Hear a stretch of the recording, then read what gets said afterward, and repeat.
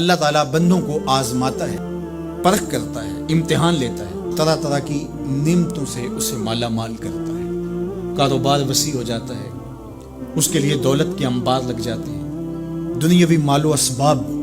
اس کے لیے جمع ہو جاتا ہے، منصب ملتا ہے، عہدہ ملتا ہے، اقتدار ملتا ہے،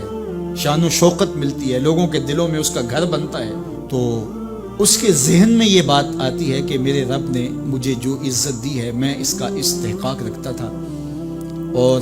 میں اگر اس لائق نہ ہوتا تو مجھے کیوں نوازا جاتا،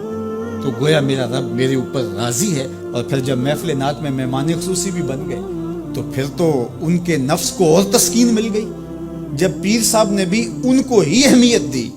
تو پھر انہیں لگا کہ واقعہ ہی ہمارا رب ہم پہ راضی ہی ہے، تبھی تو ہمیں مذہبی طبقوں کے اندر بھی اہمیت مل رہی ہے، حالانکہ وہ جانتے ہیں کہ ہم نے یہ دولت کیسے حاصل کی ہے،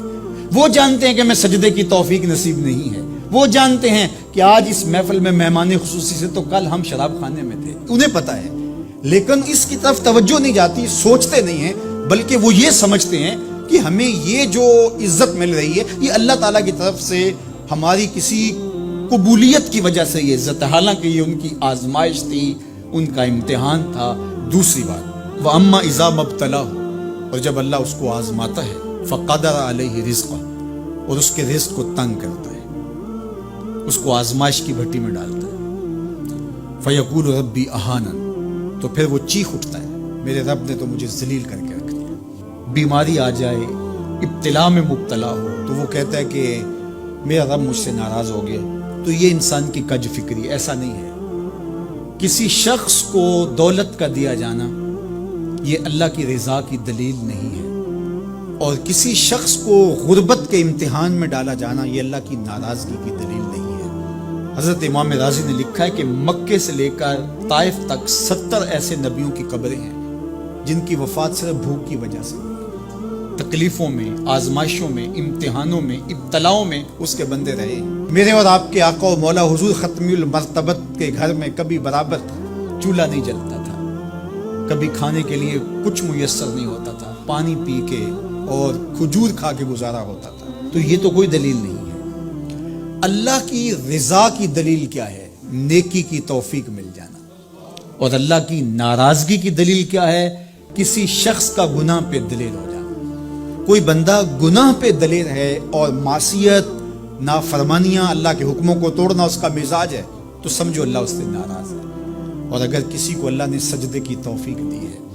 کسی کو اللہ نے اپنے راستے میں خلوص کے ساتھ خرچ کرنے کی توفیقات عطا کی ہے، حلال حرام کی تمیز اس کو عطا کر دی گئی ہے، تو پھر سمجھ لو کہ اللہ اس پہ راضی ہے۔ باقی رہی بات کہ کسی کو دولت کا زیادہ دیا جانا، کسی کو کم دیا جانا،